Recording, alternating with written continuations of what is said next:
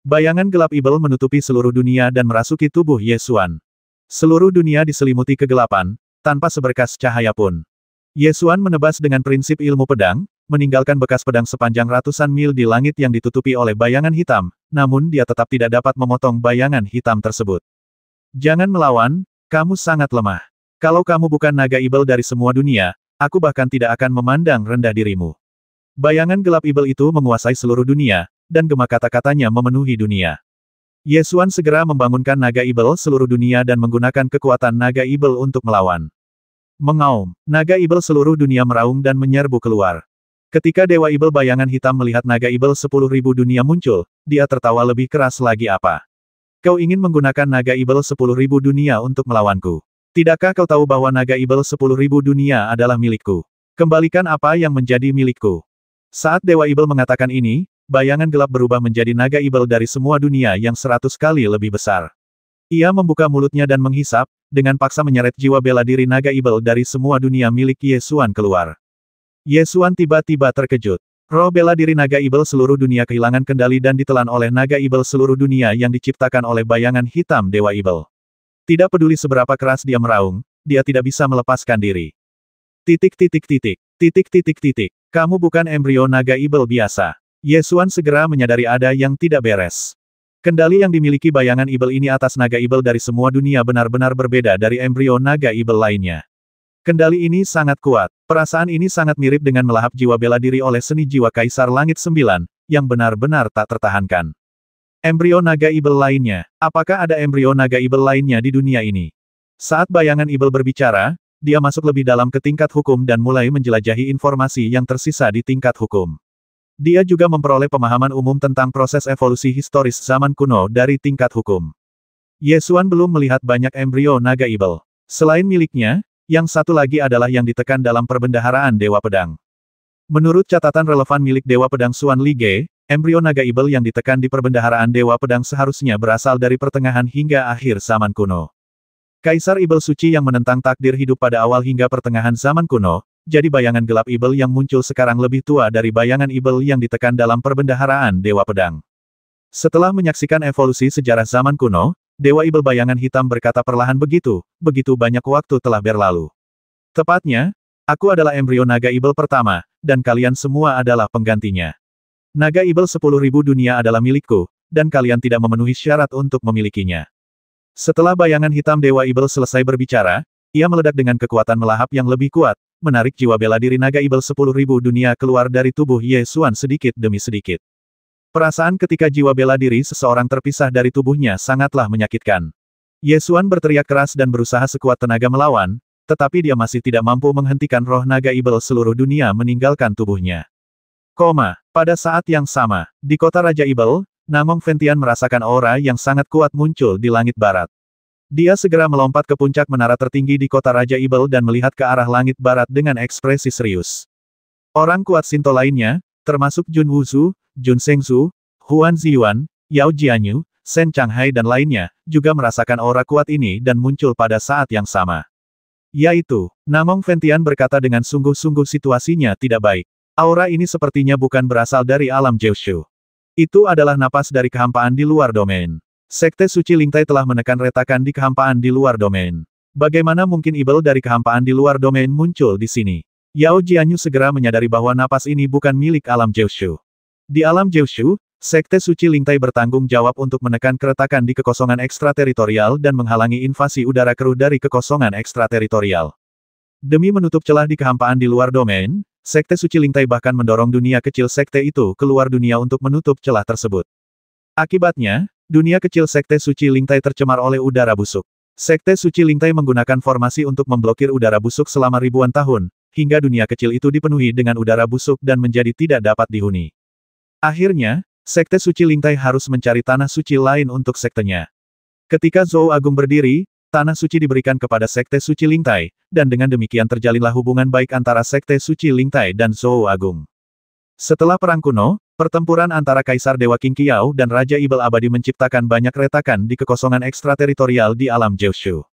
Sejak saat itu, Sekte Suci Lingtai adalah sekte terpencil yang bertanggung jawab untuk menahan invasi udara keruh dari kekosongan ekstrateritorial.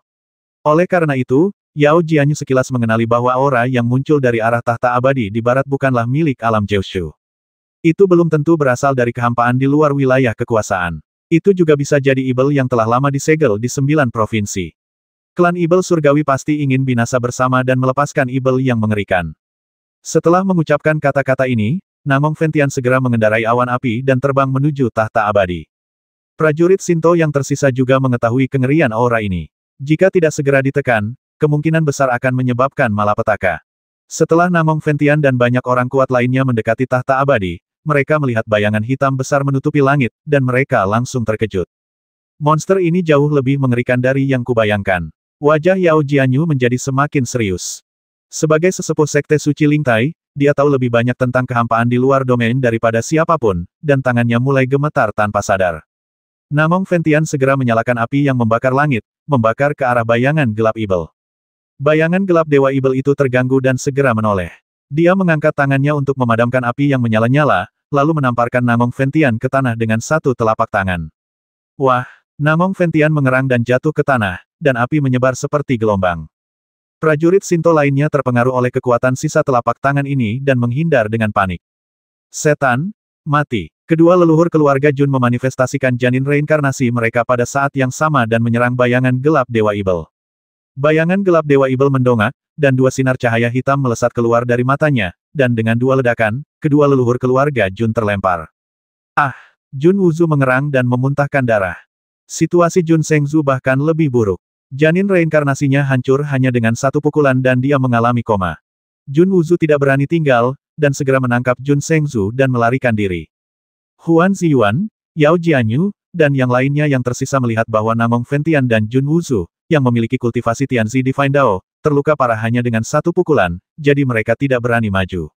Mereka menjauh dari mereka, menatap bayangan gelap Ibel itu dengan wajah serius, tidak dapat memikirkan cara apapun untuk menghadapinya. Jun Wuzu kembali ke istana Raja Ibel dan menjatuhkan Jun Shengzu. Ketika Kaisar Manusia melihat Jun Shengzu terluka parah dan tidak sadarkan diri, dia mengerutkan kening dan bertanya, "Leluhur bela diri, apa yang terjadi?" Setan yang mengerikan telah muncul di tahta abadi, dan alam Jiushu akan mengalami bencana. Jun Wuzu juga terluka dan wajahnya pucat. Seberapa kuat Dewa Ibel, bahkan leluhur bela diri tidak dapat menghadapinya? Tanya Kaisar Manusia dengan heran. Jun Wuzu menggelengkan kepalanya dengan ekspresi serius dan berkata, "Tidak, itu bukanlah sesuatu yang seharusnya ada di 9 provinsi. Jangankan menghadapinya, jika bukan karena fakta bahwa Dewa Ibel tampaknya menekan seseorang, aku mungkin akan terbasmi dalam satu pukulan. Jika Dewa Ibel menyerang dengan seluruh kekuatannya, tidak ada seorang pun di 9 provinsi yang dapat menghentikannya. Dia sama sekali bukan makhluk di alam Dao ilahi, dia setidaknya seorang Raja Dewa, atau bahkan lebih menakutkan." Di atas tahta mayat hidup, bayangan gelap Ibel menghalangi langit. Bayangan gelap Ibel menembakkan lebih dari 10 sinar pedang hitam, mengejar Yao Jianyu, Shen Changhai dan lainnya. Ledakan, kilatan petir menyambar dari langit, bola petir yang membawa kekuatan guntur pun menyambar tubuh bayangan gelap sang Dewa Ibel, menimbulkan badai petir yang berkobar hebat. Bayangan gelap Dewa Ibel meraung, dan dengan sekali tamparan, bola petir itu melesat keluar. Bola itu menghantam pegunungan dan terbang ratusan mil sebelum berhenti. Begitu bola petir itu terlempar, Qin Tai'a segera mengambil senjatanya dan bergegas menuju tahta abadi. Shen Changhai membujuk mereka dengan berkata, "Jenderal Qin, Ibel ini sangat kuat. Anda harus segera memimpin pasukan Long Yuan untuk mundur.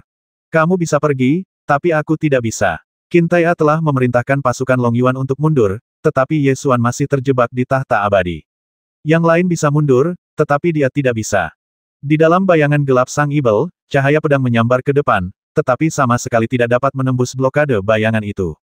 Titik.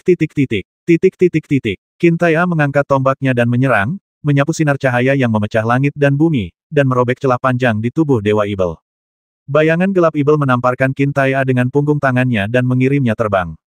Qin Tai'a terlempar lurus, menghantam gunung dengan suara bang, dan menghantam tanah, menciptakan lubang besar. Batu-batu hancur dan kerikil beterbangan kemana-mana. Murid-murid istana Dewa Api bergegas datang dan membantu Namong Fentian berdiri. Meskipun Namong Fentian dilindungi oleh api, dia masih terganggu oleh serangan telapak tangan itu. Dia menoleh untuk melihat ke arah Qin Tai'a, dan melihat Qin Tai'a merangkak keluar dari lubang. Dia berkata, "Jenderal Qin, Ibel ini terlalu kuat. Aku tidak bisa berbuat apa-apa." Kurasa kau harus ikut denganku untuk menemui Kaisar Manusia dan membahas tindakan balasan dengan dewa-dewa kuat lainnya. Begitu bayangan hitam Ibel itu bergerak, ia langsung menghantam kedua leluhur keluarga Jun hingga terluka parah dan sekarat, sementara Namong Ventian juga terjatuh ke tanah. Ini bukan sesuatu yang dapat ditentang oleh dunia Shinto. Wajah Qin Tai'ah tampak sangat serius. Dilihat dari situasi saat ini, mengungsi sementara dan mempertimbangkan konsekuensi jangka panjang memang merupakan pilihan terbaik. Namun, Ye Xuan masih terjebak di tahta abadi, dan Qin Tai'ah tidak bisa pergi apapun yang terjadi. Bahkan jika dia dikalahkan, dia hanya bisa menelan pil pahit dan menembak dengan senjatanya. Pada saat ini, bola guntur juga terbang kembali dari kejauhan, tetapi kecepatannya sedikit lebih lambat dari sebelumnya. Qin Tai'ah dan Lei Qiu bergabung dan menyerang bayangan hitam Dewa Ibel lagi. Bayangan hitam Dewa Ibel menunjukkan ketidaksabaran di matanya. Dia mengangkat tangannya dan meraihnya, meremasnya dengan keras, seolah-olah dia ingin menghancurkan Qin Tai'ah secara langsung. Hah! Qin Tai'ah berteriak keras, mengangkat tubuh abadi dewa bertarung ke tingkat yang ekstrim. Bayangan Ibel itu mendengus dan berkata, "Kitab suci kuno dewa pertarungan, keterampilannya bagus, tapi sayang sekali kau terlalu lemah, mati saja." Qin Tai'ah menggertakkan giginya, mempraktikkan kitab suci dewa perang kuno secara ekstrim, merentangkan tangannya keluar, dan menahan kekuatan telapak bayangan hitam Dewa Ibel. Melolong. Bola guntur bersiul terus-menerus, angin dan guntur meletus, terus-menerus membombardir lengan bayangan hitam Ibel, mencoba menyelamatkan Qin Tai'ah. Ye Xuan berada di dalam bayangan gelap Dewa Ibel. Melihat Qin Tai'ah dicekik, dia berteriak keras, mengayunkan pedang kunpeng, dan menebas dengan prinsip pedang untuk berbagi tekanan bagi Qin Tai'ah. Bayangan gelap Dewa Ibel mendengus marah, melempar Qin Tai'ah keluar dengan jentikan tangannya, berbalik dan berkonsentrasi untuk menghadapi Ye Xuan. Tubuh virtualnya berubah menjadi naga Ibel dari semua dunia, hampir memadat menjadi entitas padat, meraung dan melahap energi naga Ibel dari semua dunia di tubuh Ye Xuan. Ye Xuan menyaksikan roh bela diri naga Ibel 10.000 dunia diekstraksi sedikit demi sedikit, dan dengan teriakan yang dalam, dia segera mengaktifkan seni jiwa Kaisar 9 Surga untuk memulai pertarungan. Kekuatan melahap seni jiwa Kaisar 9 Langit dan kekuatan melahap bayangan hitam Dewa Ibel mulai menarik jiwa bela diri naga Ibel 10.000 dunia, menyebabkannya meraung tanpa henti. Tidak hanya itu, selain bersaing memperebutkan jiwa bela diri naga Ibel 10.000 dunia, seni jiwa Kaisar Jiuxiao juga melahap dan memurnikan bayangan hitam Dewa Ibel. Bayangan Ibel menyadari pemandangan ini, memperlihatkan sedikit keterkejutan, dan berkata, "Kamu benar-benar menguasai seni ilahi ini." Ye Xuan mendengus dingin, "Apakah kamu takut?" "Takut? Konyol. Teknik rahasia ini memang punya asal-usul, tapi kamu terlalu lemah. Bahkan jika kamu mempelajarinya, kamu tidak bisa melakukan apapun padaku." Bayangan gelap Ibel mengubah hukum langit dan bumi di sekitarnya, berkumpul bersama untuk menghalangi seni jiwa Kaisar 9 Langit agar tidak disempurnakan, lalu meningkatkan kekuatannya untuk melepaskan jiwa bela diri naga Ibel 10.000 dunia dari tubuh Ye Xuan. Ye Xuan tiba-tiba menyadari bahwa seni jiwa Kaisar 9 Langit yang melahap bayangan hitam Dewa Ibel diblokir oleh kekuatan aneh, dan ekspresi terkejut muncul di wajahnya. Tepatnya, yang menghalangi kekuatan melahap seni jiwa Kaisar 9 Langit bukanlah suatu kekuatan, tetapi kekuatan hukum yang awalnya ada antara langit dan bumi. Namun, hukum langit dan bumi yang normal tidak akan menghalangi seni jiwa Kaisar 9 Langit. Namun, barusan, bayangan hitam Dewa Ibel melambaikan tangannya dengan santai, dan hukum di area itu mengalami perubahan aneh, yang bertentangan dengan seni jiwa Kaisar 9 Langit dan mengisolasi kekuatan seni jiwa Kaisar 9 Langit. Tepat pada saat ini, kesadaran ilahi Kaisar Kunpeng datang dari pedang Kunpeng, menjawab pertanyaan ini. Ini adalah metode yang digunakan oleh Raja Dewa untuk mengubah hukum langit dan bumi. Ye Xuan terkejut dan bertanya dengan cepat, apakah ada solusi? Tidak ada solusi. Alam Dao ilahi adalah tentang merasakan dan menerapkan hukum langit dan bumi. Raja Dewa bahkan lebih kuat dan dapat mengubah hukum langit dan bumi. Tidak ada kemungkinan konfrontasi karena kesenjangan alam. Jika Anda tidak ingin mati, ingatlah satu hal, Raja Dewa dapat mengubah hukum apapun antara langit dan bumi, tetapi dia tidak dapat mengubah hukum Anda. Kaisar Binatang Kunpeng mengingatkan. Ye Xuan langsung mengerti begitu mendengarnya, dan segera mengeluarkan hukum pedang dari asal-muasal dunia untuk memblokir sekeliling dan mencegah metode Raja Dewa dari bayangan hitam Dewa Ibel. Bayangan Ibel itu melihat Ye Xuan menghalangi seluruh tubuhnya dengan prinsip pedang, dan langsung terkekeh dan berkata, "Oh, ada makhluk kuat yang membimbingmu. Keluarlah, jangan bersembunyi." Bayangan Ibel berkata demikian dan mengangkat tangannya untuk mengambil binatang Kaisar Kunpeng dari pedang Kunpeng. Binatang Kaisar Kunpeng mengembangkan sayapnya dan meraung, memperlihatkan tubuh halusnya yang besar. "Jika tubuh binatang Kaisar ini masih ada, kamu akan langsung menjadi abu." Teriak Kaisar Kunpeng dengan marah. Bayangan Ibel itu tertawa terbahak-bahak, ternyata itu adalah Kunpeng, tetapi itu hanyalah jiwa yang tersisa, sangat lemah. Lagi pula, izinkan aku memberitahumu, sebelum tubuhku terpisah, bahkan jika kamu berada di masa keemasanmu, kamu akan tetap rentan. Sekarang, kamu dapat mengisi kembali jiwaku terlebih dahulu. Bayangan Ibel itu mengeluarkan raungan yang dalam saat dia berbicara, dan naga Ibel setengah padat dari semua dunia membuka mulutnya dan menelan, sebenarnya mencoba menelan Kaisar Binatang Kunpeng secara langsung. Meskipun Kaisar Binatang Kunpeng sangat kuat dan tak terkalahkan di zaman kuno, sekarang hanya tersisa satu jiwa. Ia sama sekali tidak mampu menahan lahapan bayangan gelap Ibel. Ia berjuang keras dan terus-menerus melolong. Melihat ini, Ye Xuan terkejut dan segera melemparkan pedang Kunpeng sambil berteriak, cepat masuk ke dalam pedang.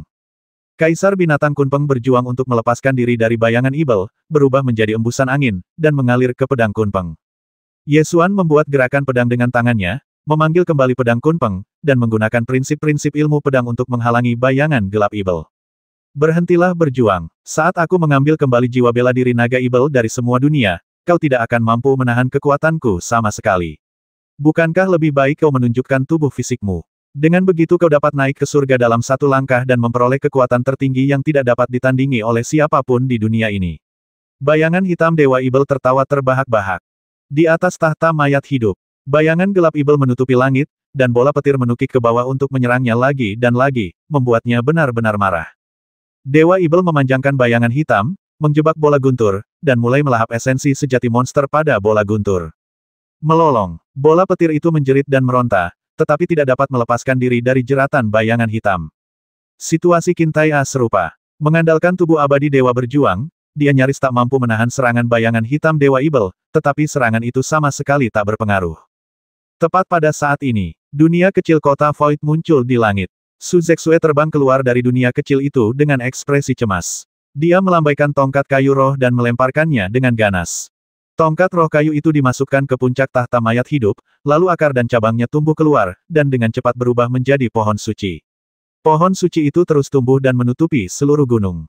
Dalam waktu kurang dari 1/4 jam, pohon suci itu tumbuh menjadi hutan dan mulai bersaing dengan bayangan gelap Ibel. Kemunculan pohon suci itu sedikit mengalihkan perhatian Dewa Ibel bayangan hitam. Namun, pohon suci itu sendiri tidak memiliki banyak kekuatan serangan dan hanya dapat sedikit berbagi tekanan Ye Xuan, tetapi tidak dapat memainkan peran yang lebih besar. Su Zexue jatuh ke dalam hutan pohon suci, berlari di dahan pohon suci, dan menjepit formula sihir roh kayu dengan kedua tangan. Dia segera mengendalikan pohon suci untuk tumbuh ke atas, secara bertahap menutupi setengah dari tubuh virtual bayangan hitam Dewa Ibel. Mengaum, bayangan gelap Ibel itu meraung, mengayunkan lengannya, dan menggulung gelombang kejut hitam, menyapu bersih sebagian besar pepohonan suci. Dalam sekejap, dedaunan dan ranting beterbangan di langit lalu jatuh ke tanah. Segera setelah itu, dua cahaya pedang terbang keluar dari kota Void, terbang maju mundur, menebas bayangan Dewa Ibel. Gai dan Tong terbang sambil berpegangan tangan, dengan roda Haoyue melayang di belakang mereka. Tong menunjuk hantu Dewa Ibel dan berkata kepada Haoyuelun ibu, pukul dia. Haoyuelun tidak mematuhi perintah itu, tetapi hanya melayang di belakang mereka, tetap menjalankan misinya untuk melindungi mereka. Kedua bilah virtual itu beterbangan, tetapi tidak dapat menyebabkan banyak kerusakan pada bayangan hitam Ibel itu. Bahkan jika roda Haoyue menyerang bersama-sama, itu tidak akan banyak berpengaruh. Dua orang dari Sekte Suci Lingtai dan penganut Shinto yang kuat seperti Shen Changhai tidak berani mendekat. Mereka juga menggunakan senjata sihir mereka untuk menyerang dari jarak jauh, tetapi mereka juga tidak dapat melukai bayangan hitam Dewa Ibel sama sekali. Pertarungan memperebutkan tahta abadi semakin sengit. Lebih dari selusin prajurit tingkat Shinto beraksi, menyebabkan langit runtuh dan bumi retak. Kemudian, Xiang Ling pun bergegas menghampiri, melihat ke sekeliling, namun tidak menemukan Ye Xuan. Ia pun bergegas terbang ke Gai Hetong dan bertanya, di mana adikku? Tong sangat khawatir. Dia menunjuk bayangan hitam Dewa Ibel dan berkata dengan suara menangis kakak Xiang Ling. Kakak ada di sana. Bola petir juga ada di sana. Xiang Ling melihat ke arah jari itu dan segera melihat bola petir yang terperangkap. Dia segera terbang mendekat, mengangkat tangannya dan melepaskan embusan es, membekukan bayangan hitam itu dan menyelamatkan bola petir itu. Bola guntur itu terlepas dari bayangan hitam, melolong ke arah langit, mengitari Xiang Ling, dan terus berteriak ke arah bayangan hitam Ibel. Xiang Ling samar-samar melihat kilatan pedang di dalam bayangan hitam Ibel itu, dan tahu bahwa Ye Xuan ada di dalamnya. Dia segera melepaskan bola es besar dan terbang, ingin bergegas masuk untuk menyelamatkannya. Wah, Embun beku menghantam bayangan gelap Dewa Ibel dan secara ajaib membekukan sebagian besar area bayangan itu. Xiangling terus mengangkat telapak tangannya dan menepuk permukaan es, mencoba memecahkan es dan menyerbu masuk. Thunderball juga menukik turun untuk membantu. Di bawah serangan ganas manusia dan elang, lapisan es pecah dan pecahan-pecahan es beterbangan kemana-mana. Namun, setelah lapisan es pecah, bayangan hitam kabur di dalamnya tetap utuh. Mata Xiangling terfokus, dan dia mencoba lagi, menciptakan lebih banyak embun beku untuk membekukan tubuh bayangan hitam yang lebarnya 100 kaki. Dingin yang ekstrim akhirnya membuat bayangan gelap Dewa Ibel marah. Dia mengulurkan lengannya, meraih Xiangling, dan meremasnya dengan kuat. Xiangling menjerit, dan sejumlah besar es keluar dari tubuhnya, membentuk penghalang es yang membekukan dirinya menjadi patung es untuk menahan penghancuran bayangan gelap Ibel. Bayangan Ibel itu membuat serpihan es berderak, tetapi dia tidak mampu menembus penghalang es. Bahkan setelah menggunakan kekuatan hukum, dia masih gagal menembus penghalang es. Qin Taiya menyerbu dari samping dan melesatkan tembakan, memotong lengan bayangan hitam Ibel itu dan menyelamatkan patung es Xiangling dari kepungan bayangan hitam Ibel itu. Xiangling menerobos es, menarik napas dalam-dalam, dan berkata dengan cemas, "Kakek, adikku ada di dalam. Aku sudah tahu, dan aku sedang berusaha mencari cara untuk menyelamatkan Xuan Er." Qin Taiya berkata demikian, tetapi bayangan gelap Ibel itu terlalu kuat dan dia tidak dapat memikirkan solusi apapun untuk sementara waktu. Su Zexue mengendalikan pohon suci agar tumbuh di seluruh gunung tahta abadi, tetapi masih tidak dapat secara efektif menahan bayangan hitam Dewa Ibel. Dia segera terbang ke Qin Taiya dan memberi hormat, "Jenderal Qin, apakah Anda sudah memikirkan solusinya? Mari kita coba serangan gabungan." Qin Taiya tidak dapat memikirkan cara yang lebih baik, jadi dia hanya bisa mencoba menggabungkan kekuatan dan berharap itu akan berhasil. Oke, semua orang setuju. Melolong. Thunderbolt pun meraung ke langit untuk menyatakan persetujuannya. Setelah maju menjadi binatang suci, kekuatan tempur Thunderbolt tidak kalah dengan prajurit Shinto biasa. Semua orang bergabung dan menyerang bayangan gelap Ibel itu bersama-sama. Kilatan pedang, bayangan senjata berharga, dan senjata ajaib beterbangan di saat yang sama, membombardir tubuh gelap dan halus sang Dewa Ibel, menimbulkan suara keras. Bayangan Ibel itu harus berhadapan dengan Ye Xuan yang melawan dengan kuat di dalam, dan pelecehan dari beberapa orang di luar, dan berteriak dengan marah, "Kalian sekelompok makhluk rendahan, kalian mencari kematian." Bayangan Ibel itu meraung, dan lengan keluar dari tubuh virtualnya, mencengkeram beberapa orang, dan mulai melahap hakikat sejati mereka. Aliran energi sejati dihisap keluar, mengalir di sepanjang lengan bayangan hitam dan masuk ke dalam bayangan hitam Ibel, meningkatkan kekuatannya. Semua orang berjuang keras, tetapi kekuatan tingkat Raja Dewa sulit ditolak. Bahkan seorang prajurit Shinto yang kuat akan merasa sulit melepaskan diri dari lengan bayangan gelap Dewa Ibel. Qin Taiya berusaha sekuat tenaga untuk membuka wilayahnya dan mengulurkan tangannya. Akan tetapi, bayangan gelap Ibel itu selalu menutupi area itu dengan rapat dan terus mendesak ke dalam. Qin Taiya telah mencapai alam dewa dan dapat melindungi dirinya dengan kekuatan hukum. Xiangling ditangkap oleh lengan bayangan Ibel dan langsung dalam bahaya. Embun beku yang dilepaskannya dihancurkan lapis demi lapis, dan energi sejatinya dengan cepat dilahap habis. Tampaknya dia tidak bisa bertahan lama. "Kakak," Xiangling menggertakkan giginya dan terus mendesak, memanggil dengan susah payah ke arah Ye Xuan. Ye Xuan samar-samar melihat situasi di luar dan berteriak dengan cemas, "Pergi! Pergi! Pergi! Karena kamu berani memprovokasiku, tidak ada yang bisa pergi." Bayangan Ibel itu mendengus dingin dan mempercepat penyerapan esensi sejati lagi. Qin Taiya dan Su Zexue berusaha sekuat tenaga untuk menyerang lengan bayangan hitam yang melilit mereka, ingin bergegas menyelamatkan Xiangling, tetapi hukum di sekitar mereka telah berubah dan mereka tidak bisa keluar sama sekali. Wajah Xiangling menjadi semakin jelek, dan suaranya semakin kecil, "Kakak! Kakak! Cepat dan pergi!" Ye Xuan mengayunkan pedangnya seperti orang gila untuk menebas bayangan hitam Ibel itu, tetapi aturan pedang hanya bisa meninggalkan bekas pedang pada bayangan hitam tubuh virtual Ibel itu dan tidak bisa memotongnya sepenuhnya. Tidak peduli bagaimana dia menyerang, dia tidak bisa melepaskan diri. Tidak ada gunanya. Lihatlah dirimu, kau sangat lemah. Terlahir sebagai seekor semut, mengapa repot-repot berjuang? Bayangan Ibel itu berkata dengan nada seperti dewa. Xiangling jatuh ke dalam bahaya dan semua orang ingin menyelamatkannya, tetapi bayangan gelap Ibel mengubah hukum langit dan bumi dan memblokir semua serangan. Tepat saat Xiangling hendak mati lemas, embun beku di lautan Qi-nya melonjak keluar dengan dahsyat, menghancurkan segel jiwa bela dirinya. Melolong. Teriakan burung dewa datang dari kedalaman jiwa dan langsung menerobos rintangan. Seekor burung dewa melambaikan es membubung ke angkasa dan terbang hingga ke surga ke-9. Begitu burung dewa muncul, bunga darah mulai berjadewa dari langit, seolah musim dingin telah tiba. Ketika Dewa Ibel bayangan hitam melihat burung suci itu muncul, dia langsung mengucapkan nama burung suci itu Ice Phoenix. Apa hubunganmu dengan istana salju suci di luar wilayah? Xiangling berdiri gagah di langit, dengan Ice Phoenix menangis di belakangnya, dan berteriak, lepaskan saudaraku, atau aku akan membasmimu. Bayangan Ibel itu tertawa terbahak-bahak sepertinya kamu tidak ada hubungannya dengan istana salju di luar wilayah kekuasaan. Bahkan jika kamu memiliki roh Ice Phoenix, kamu masih lemah. Apa yang bisa kamu gunakan untuk mengancamku? Xiangling mengangkat tangannya dan menunjuk, menyebabkan roh Ice Phoenix di belakangnya memuntahkan sejumlah besar es, membekukan separuh tubuh bayangan hitam Dewa Ibel menjadi es, dan menyelamatkan Qin Tai A dan yang lainnya. Bayangan Ibel itu mendengus dingin, dan tubuh virtualnya bergetar, menyingkirkan semua embun beku. Lapisan cahaya yang mengalir muncul di tubuhnya, dan dia benar-benar mengubah semua hukum di sekitarnya untuk memblokir embun beku.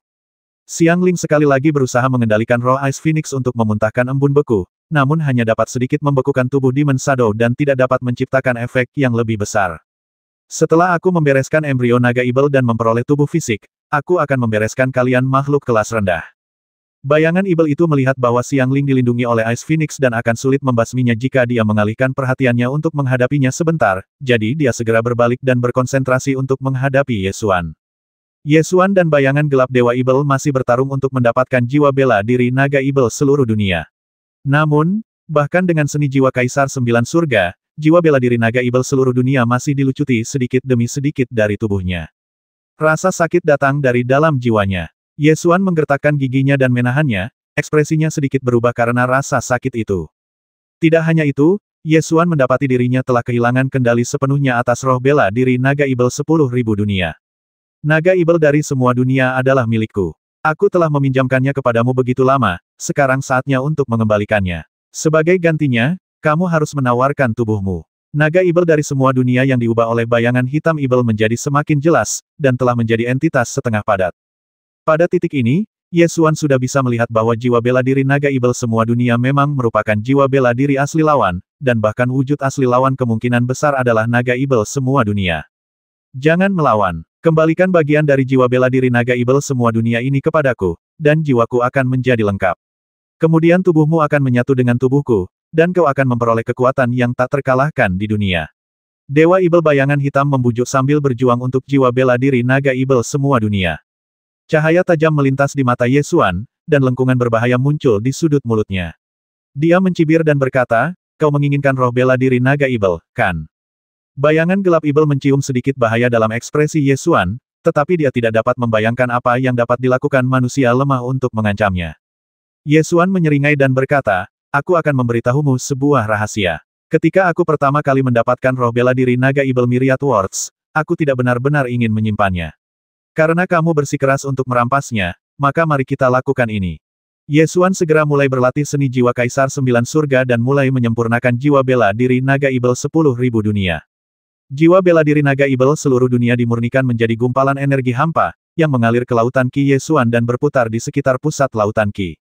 Apa? Bayangan Ibel itu tiba-tiba terkejut dan menyaksikan roh bela diri naga Ibel seluruh dunia disempurnakan sedikit demi sedikit. Awalnya, dia hanya perlu mengambil kembali jiwa bela diri naga Ibel Myriad Words di tubuh Ye Xuan, dan jiwanya akan dikembalikan ke keadaan semula. Namun sekarang, dia hanya bisa menyaksikan dengan tak berdaya saat jiwa bela diri naga Ibel Myriad Words disempurnakan. Dia langsung marah dan berteriak, hentikan! Hentikan! Senyum berbahaya di mulut Ye Xuan semakin jelas. Alih-alih berhenti, dia terus mempercepat pemurnian. Ketika pusaran awan petir turun ke alam Jiushu, Ye Xuan memperoleh jiwa bela diri naga Ibel 10.000 dunia, namun diburu oleh banyak orang kuat dari alam Jiushu. Roh bela diri naga Ibel dari semua alam tidak termasuk dalam alam Kyushu. Begitu ditemukan oleh Sekte Tanah Suci, kemungkinan besar ia akan diperlakukan sebagai monster dan dimusnahkan. Saat itu, Ye Xuan sudah mempertimbangkan, jika jiwa bela diri naga Ibel seluruh dunia kemungkinan besar akan terekspos, dia akan langsung menggunakan seni jiwa Kaisar Sembilan Surga untuk memurnikan jiwa bela diri naga Ibel seluruh dunia. Meskipun situasi saat ini berbeda dari apa yang kita harapkan di awal, metode ini sangat efektif.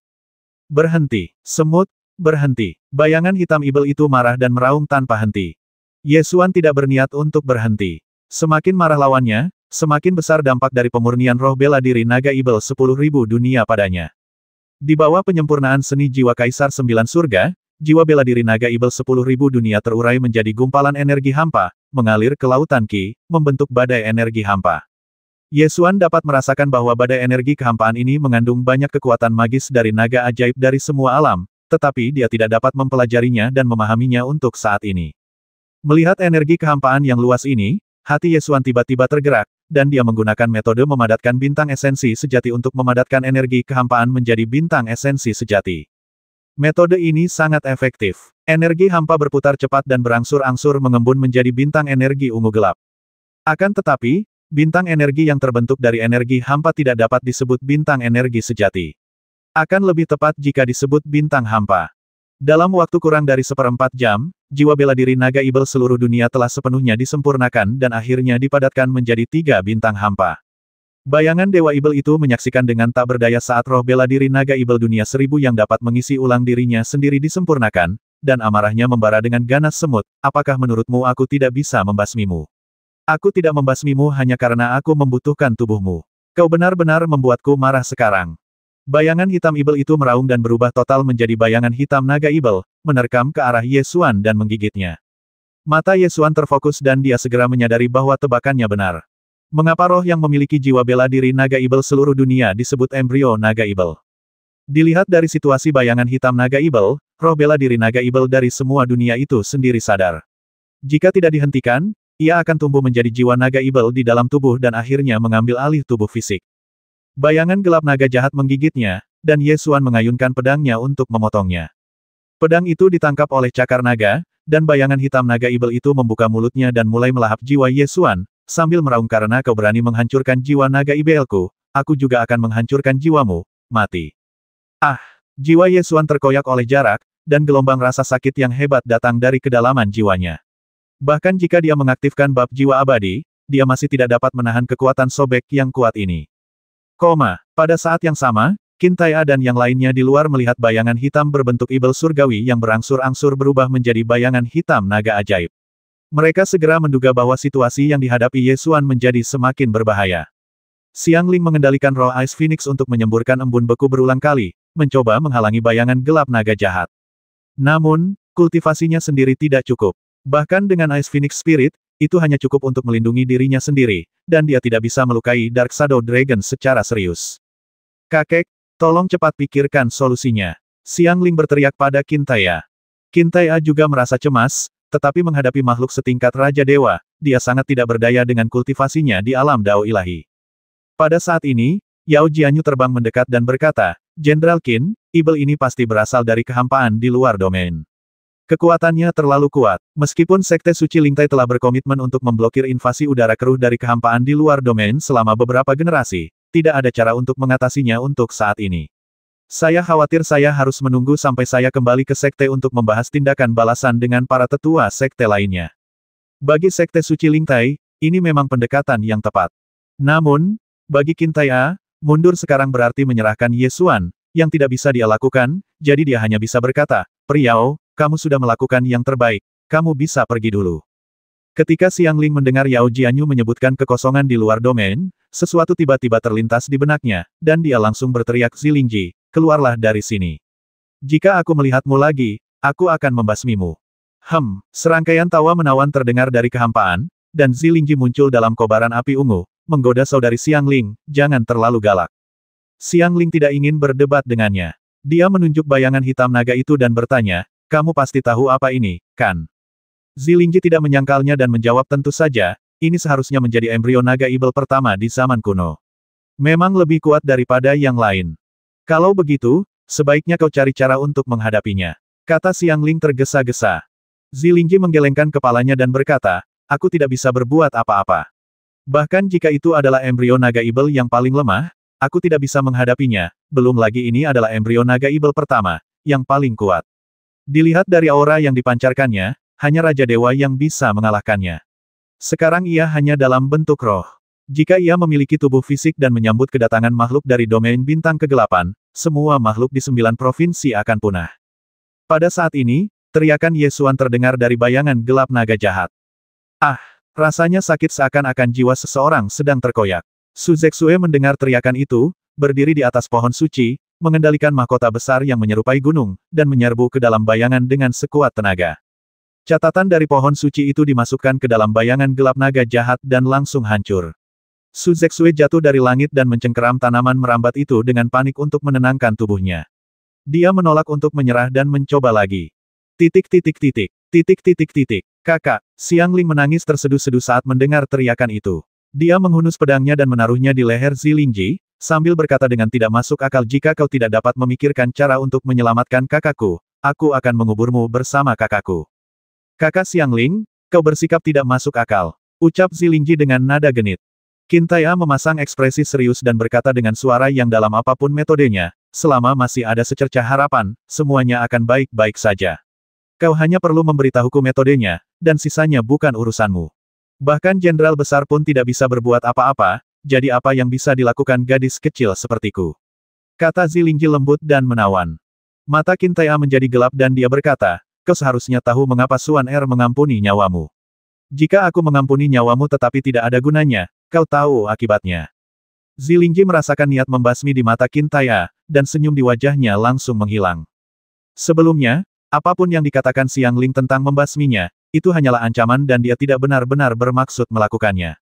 Namun, Qin Tai'a lebih dari sekadar ancaman. Zilingji merenung dan memikirkan tindakan balasan.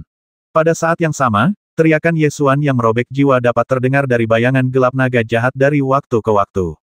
Bahkan dalam wujud rohnya, bayangan gelap naga Ibel memiliki kekuatan seorang Raja Dewa.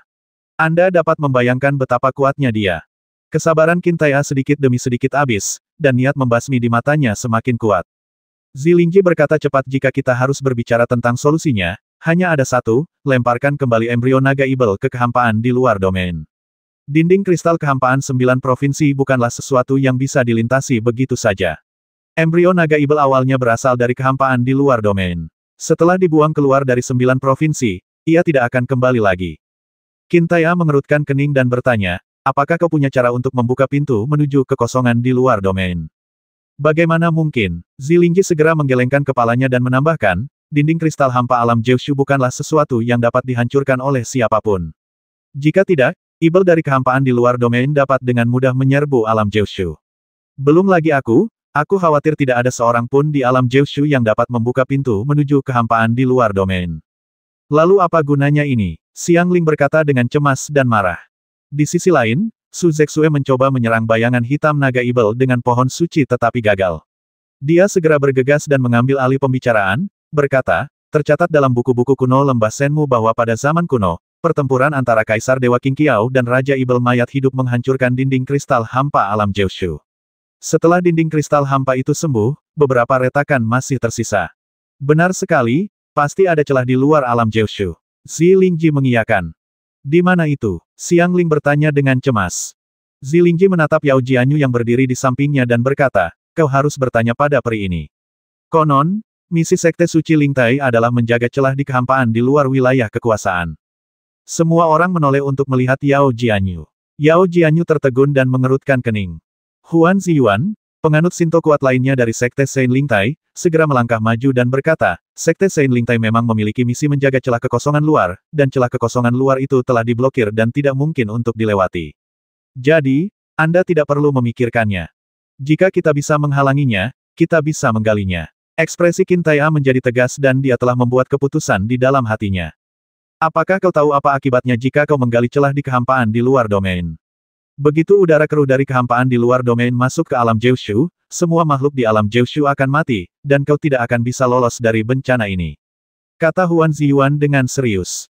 Setelah mengusir Ibel ini dari Jiushu, aku akan berusaha sekuat tenaga untuk menutup celah di kehampaan. Qin Tai'a berjanji dengan sungguh-sungguh. Kau, apa yang bisa kau gunakan untuk menutup celah di kehampaan? Tahukah kau berapa harga yang dibayar Sekte Suci Lingtai untuk menutup celah di kehampaan di luar domain? Kemarahan muncul di wajah Huan Ziyuan. Xiangling berkata dengan cemas, aku tidak peduli, aku ingin menyelamatkan saudaraku. Katakan padaku lokasi celah kehampaan itu, kalau tidak aku akan bersikap kasar padamu. Huan Ziyuan sudah marah dan bahkan siap mengambil tindakan. Melihat suasana yang mulai menegang, Yao Jianyu buru-buru mencoba membujuk mereka, semuanya, bukan berarti kami tidak setuju dengan permintaan kalian. Hanya saja untuk menutup celah kehampaan di luar wilayah, Sekte Suci Lingtai menghabiskan semua dunia kecil milik sekte di luar surga, yang akhirnya menyebabkan sekte tersebut terlantar selama lebih dari 100 tahun sebelum mereka menemukan gerbang gunung baru. Begitu celah kehampaan digali lagi, konsekuensinya akan menjadi bencana. Su Zexue segera berkata, jika kau membutuhkan dunia surgawi untuk menutup celah kekosongan, maka kami memilikinya. Setelah celah kekosongan digali, kami akan bertanggung jawab untuk menutupnya lagi. Huan Ziyuan mendengus dingin, menurutmu, apakah ada dunia kecil yang bisa menutup celah kehampaan? Dunia kecil itu tidak boleh takut dengan erosi badai kehampaan, kalau tidak, dunia itu tidak akan bertahan lama. Kita punya pohon suci. Kita bisa menggunakan pohon suci untuk membantu dunia kecil menahan badai kehampaan. Kita benar-benar bisa. Tolong beritahu kami lokasi celah kehampaan. Su Zexue tidak ragu-ragu dan menghalangi pohon suci itu. Karena jeritan yang keluar dari bayangan gelap naga di belakangnya semakin melengking, jenis rasa sakit yang mencabik-cabik jiwa itu begitu menyayat hati sehingga membuat orang merasa patah hati. Sama sekali tidak, Huan Ziyuan tetap menolak. Yao Jianyu ragu-ragu. Masalah ini terlalu penting. Begitu dia menyetujuinya, konsekuensinya akan sulit diprediksi. Wajah Qin Tai'a tampak muram.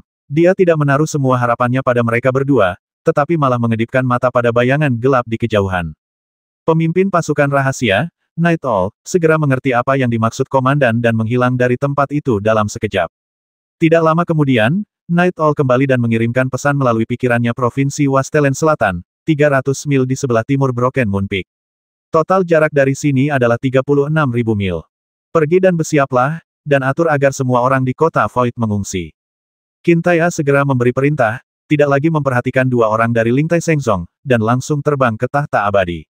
Dia berteriak dengan kedua telapak tangannya, dan menghantamkan tangannya ke tanah gerbang Shuro, bangkit.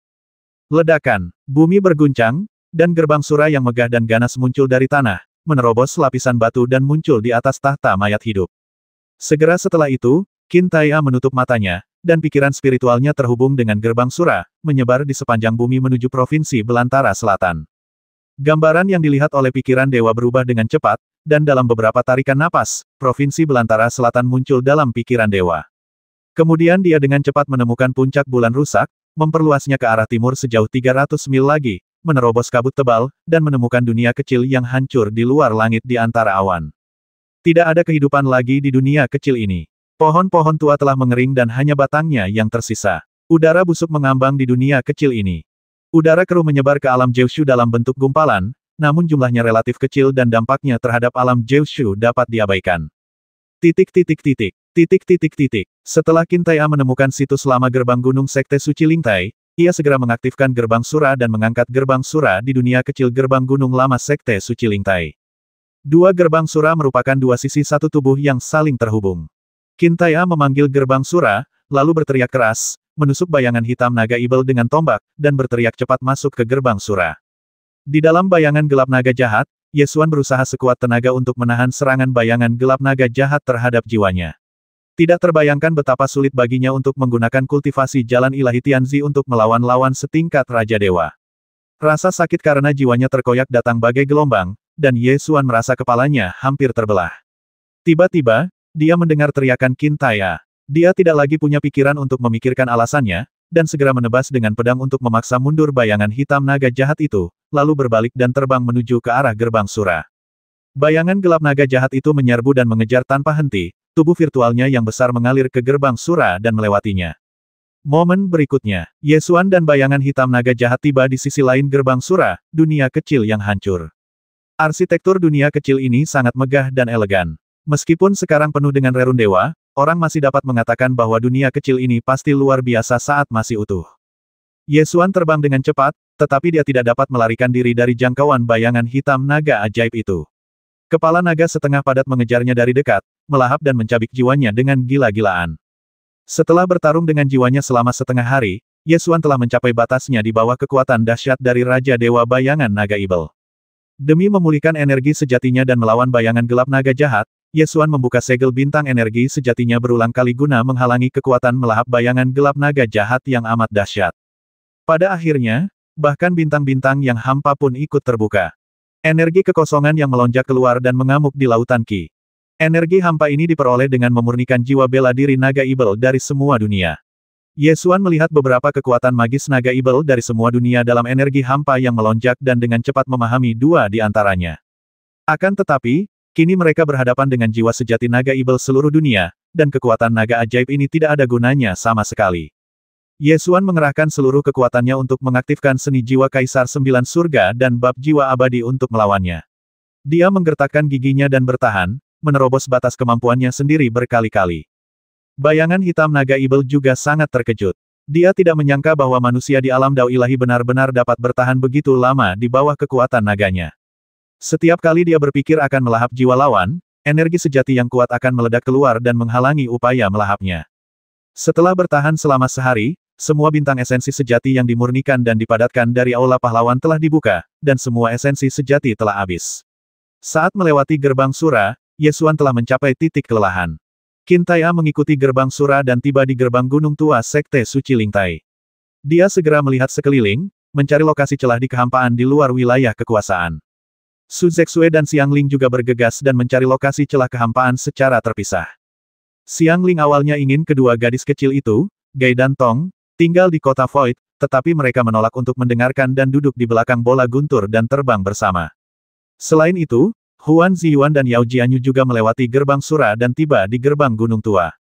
Begitu Huan Ziyuan tiba di gerbang Gunung Tua, dia langsung berteriak, "Qin Tai'a, demi menyelamatkan keturunanmu, bisakah kau mengabaikan kehidupan semua makhluk hidup di dunia?" Xiang Ling berbalik dan mengangkat pedangnya untuk menghentikannya, sambil berkata dengan marah, "Aku tidak peduli tentang itu, paling buruk aku bisa bertarung saja. Gadis kecil, kamu bahkan belum berada di alam dewa, jadi mengapa kamu begitu sombong?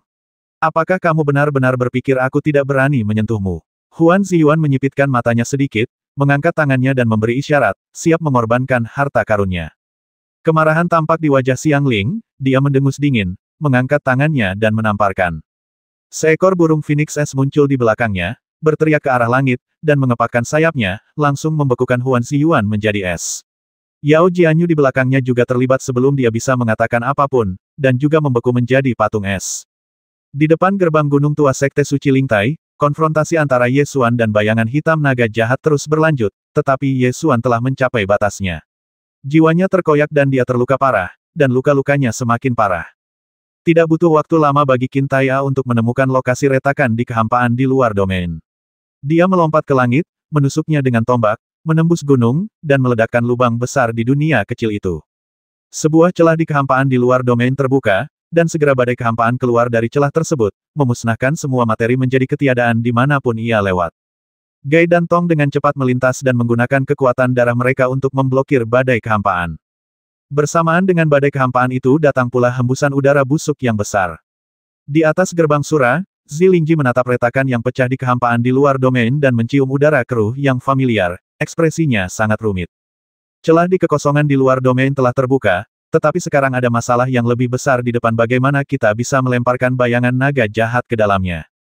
Su Zexue dan Xiang Ling mengendalikan pohon suci dan roh Ice Phoenix masing-masing untuk mengepung bayangan hitam naga jahat, mencoba mendorongnya ke celah kehampaan, tetapi tidak banyak berhasil.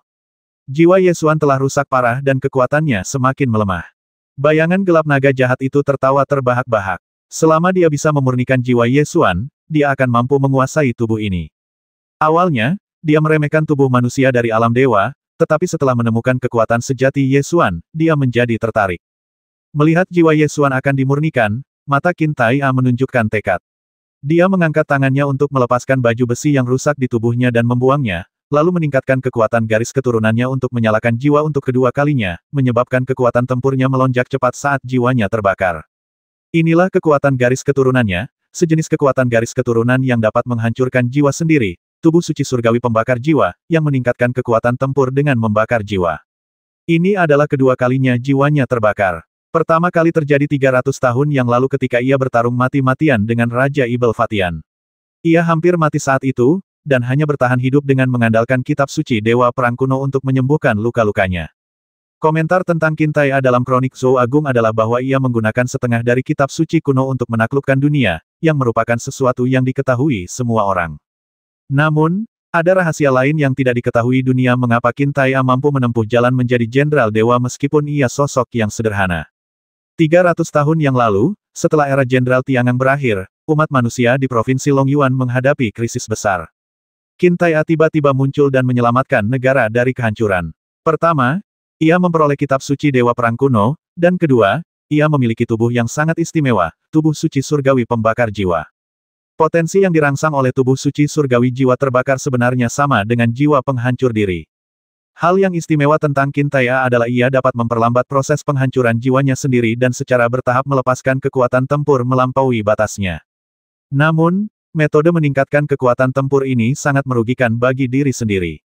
300 tahun yang lalu, alasan mengapa Qin Tai'e terluka bukanlah karena ia dilukai oleh Raja Ibel Fatian, tetapi karena terbakarnya jiwanya. Kemudian, dia menggunakan kitab suci Dewa Pertarungan Kuno untuk menekan cedera pada jiwanya, dan hasil akhirnya adalah kerusakan pada umur hidupnya. Jika Ye Xuan tidak muncul, era Qin Tai'e hanya akan berlangsung 300 tahun. 300 tahun sebenarnya sangat singkat bagi seorang pria yang kuat. Dapat dikatakan bahwa ia muncul seperti komet dan jatuh seperti komet. Pada saat ini, Qin Tai'e menyalakan jiwanya sekali lagi, dan kekuatan bertarungnya melonjak dengan cepat, melonjak ke tingkat kekuatan Tianzi Sendao. Dia mengambil senjatanya dan melompat ke arah bayangan hitam naga itu, mendarat di kepala naga itu. Kepala naga bayangan hitam itu telah memadat menjadi tubuh setengah padat, dan memiliki cakar naga setengah padat yang menekan Ye Xuan ke tanah.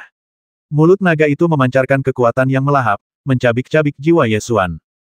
Qin Tai'e melompat ke kepala naga ajaib semi padat, mengangkat tombak Haori, berteriak keras, dan menusuknya dengan satu tembakan. Engah! Tombak Haori menembus tengkorak naga Ibel. Mengaum, bayangan hitam naga jahat itu meraung marah, mengangkat cakar lainnya dan mencengkeram Qin Tai'e.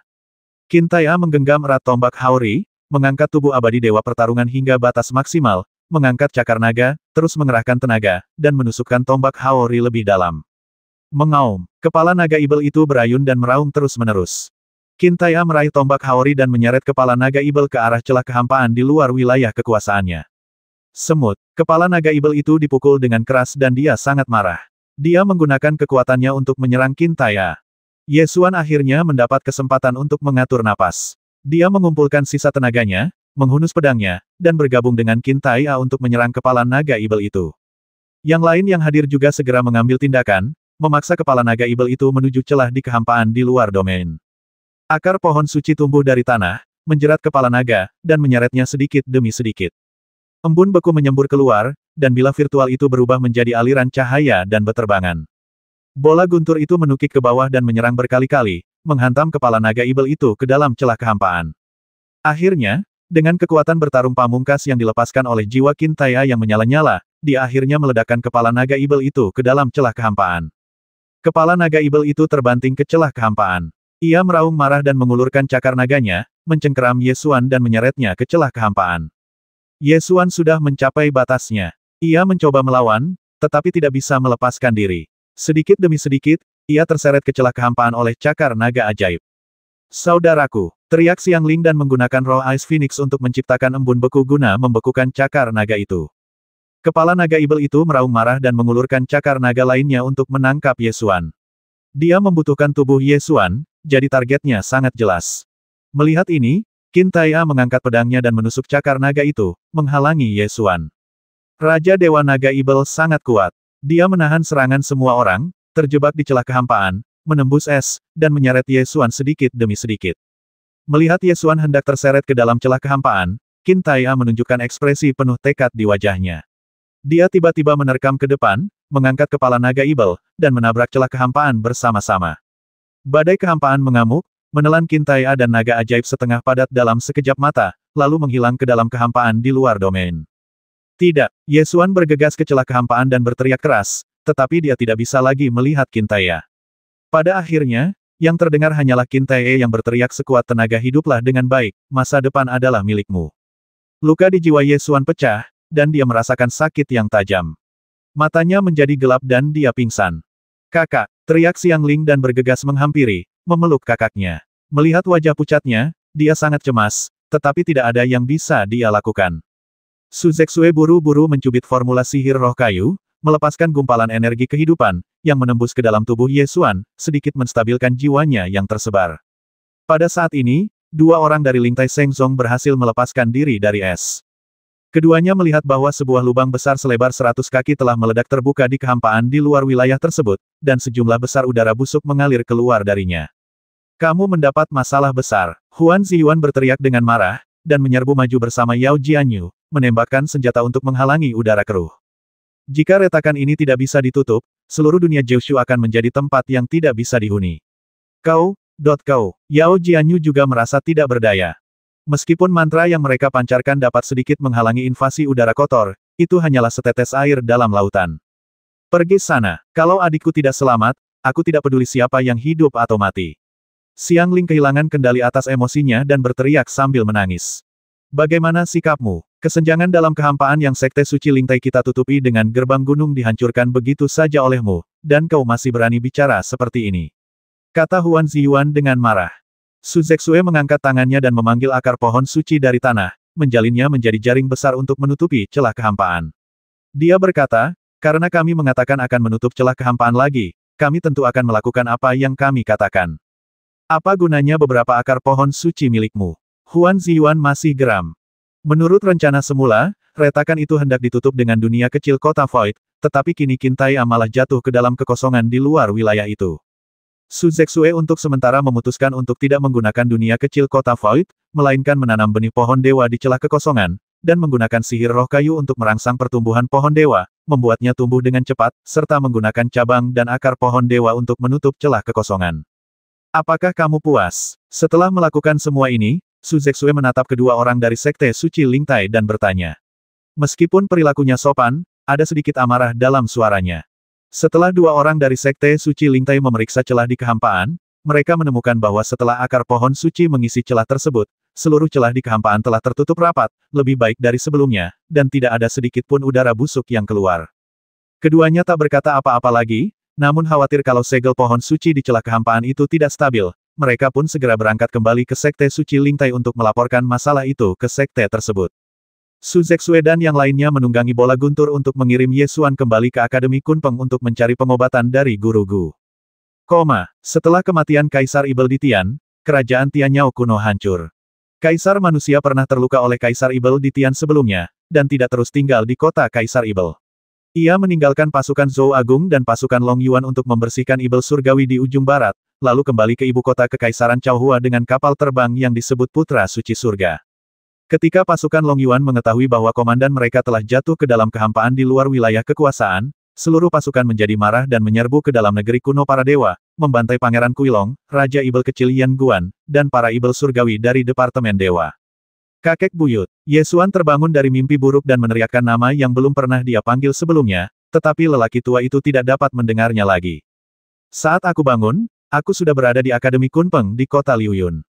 Aku tidak pernah menyesal datang ke dunia ini selama bertahun-tahun, tetapi sekarang aku merasa menyesal. Mungkin ketika lelaki tua itu masih ada, aku seharusnya memanggilnya kakek buyut. Tong tertidur di tempat tidur dan terbangun karena teriakan tadi. Dia langsung melompat dan melompat dengan gembira. Kakak sudah bangun, kakak sudah bangun.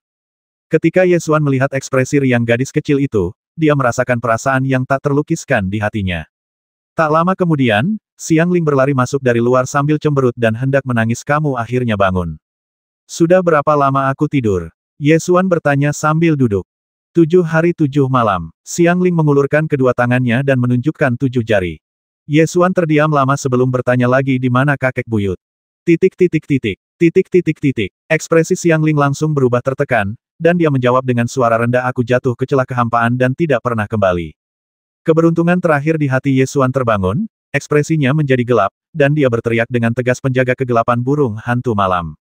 Aku di sini. Ji Yan, Kapten Night All Dark Guard dari grup Tianchou, segera muncul dan berlutut dengan satu kaki. Di mana Zilingji? Bawa dia ke sini. Batuk. Ye Xuan memberi perintah dengan suara yang dalam, dan karena dia berbicara terlalu cepat, dia tersedak dan batuk dengan keras. Baik, Ji Yan setuju dan berbalik untuk melaksanakan perintah itu. Tidak lama setelah Ji Yan keluar, Su Zexue dan Master Gu masuk dari luar. Guru Gu berkata dengan cemas, kamu baru saja bangun, mengapa kamu begitu cemas? Cepat berbaring. Ye Xuan mewarisi warisan Kaisar Pil 7 mutlak, tetapi dia tidak memperhatikannya sekarang. Sekarang dia menemukan bahwa lukanya sudah sangat serius, dan begitu seriusnya sehingga dia tidak dapat memikirkan cara untuk mengobatinya untuk saat ini. Bahkan dengan warisan Kaisar Pil 7 mutlak, dia tidak dapat memikirkan cara untuk menyembuhkannya. Dapat dikatakan bahwa cedera ini sudah sampai pada titik di mana tidak seorang pun di dunia dapat menyembuhkannya. Batuk-batuk-batuk. Ye Xuan mulai tersedak dan batuk lagi. Su Zexue buru-buru melangkah maju untuk mendukungnya, mencubit teknik roh kayu, melepaskan energi kehidupan, dan menyuntikkannya ke tubuh Ye Xuan untuk menekan luka-lukanya. Bagaimana lukaku? Ye Xuan menatap Tuan Gu dan bertanya. Ini, Tuan Gu ragu untuk berbicara. Kalian keluar dulu. Ye Xuan memandang Su Zexue dan yang lainnya dan meminta mereka untuk keluar terlebih dahulu. Mengapa kamu ingin kami keluar? Xiang Ling langsung mengerutkan kening, tidak mau pergi. Tuan Gu ingin menyembuhkan lukaku. Tidak nyaman bagimu untuk tinggal di sini. Silakan keluar. Ye Xuan menjelaskan dengan santai. Xiang Ling kemudian dengan enggan meninggalkan ruangan, dan yang lainnya mengikutinya keluar dan menutup pintu. Ye Xuan menunggu sampai semua orang pergi sebelum bertanya lagi kepada guru Gu tingkat alkimia. Saya tidak rendah, jadi tidak perlu menyembunyikan apapun. Katakan saja langsung kepada saya, apakah ada cara untuk mengobatinya? Ekspresi guru Gu langsung berubah serius, dan dia berkata, luka pada jiwa sulit diobati. Dalam 7 hari terakhir, saya telah membaca buku-buku klasik tentang alkimia, dan saya hanya menemukan beberapa cara untuk menekan luka, tetapi belum ada metode pengobatan untuk saat ini. Ye Xuan baru saja menggunakan indera ilahinya untuk memeriksa luka-lukanya dan tahu seberapa serius luka-lukanya, jadi dia tidak terlalu terkejut. Dia bertanya, berapa lama aku bisa bertahan jika aku menahan luka-luka itu?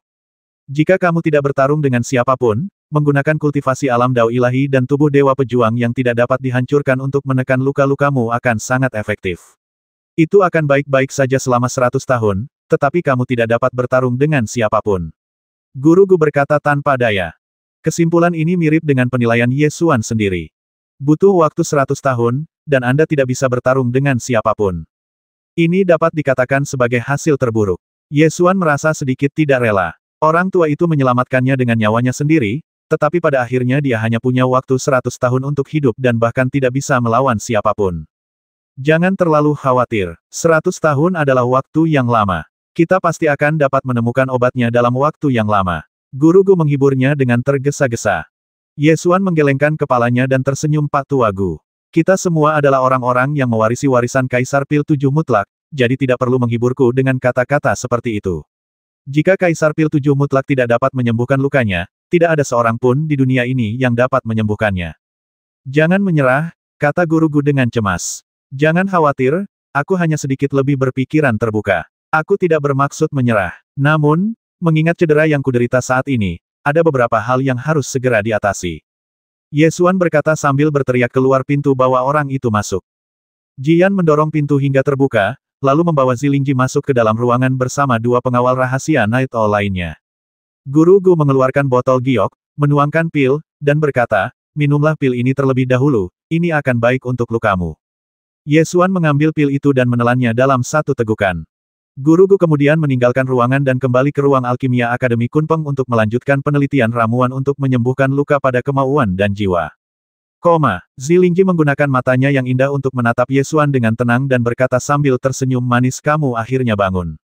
Kau benar-benar berharap aku tidak akan pernah bangun, kan? Ye Xuan tersenyum. Bagaimana mungkin? Zilingji membantah. Jangan bicara omong kosong. Kau harus tahu bahwa kakek buyutku jatuh ke dalam celah kehampaan. Kemana dia akan pergi jika dia jatuh ke sana? Tatapan mata Ye Xuan seperti pedang, menusuk matanya. Zilingji merasakan tatapan itu amat berbahaya. Dia pun tak berani menyembunyikannya. Dia pun menjawab dengan jujur, aku tak tahu soal itu. Tidak tahu, bukankah kamu dari kehampaan di luar domain? Ye Xuan menyipitkan matanya sedikit, dan niat pedang melonjak di tubuhnya. Meski cederanya tidak memungkinkannya bertarung, itu berarti dia tidak akan bisa bertarung dengan musuh kuat yang levelnya sama. Membasmi praktisi tingkat rendah hanya masalah menggerakkan jari saja. Zilingji segera menjelaskan tidak ada cara untuk menebaknya. Bagian luar tembok kristal void dipenuhi dengan badai void. Bahkan jika seorang Shinto yang kuat jatuh ke dalamnya, dia akan mati. Bahkan mayatnya akan tersapu oleh badai void. Kekosongan di luar domain tidak terbatas. Bahkan jika kau membasmiku, aku tidak akan pernah tahu. Tidak ada peluang untuk bertahan hidup.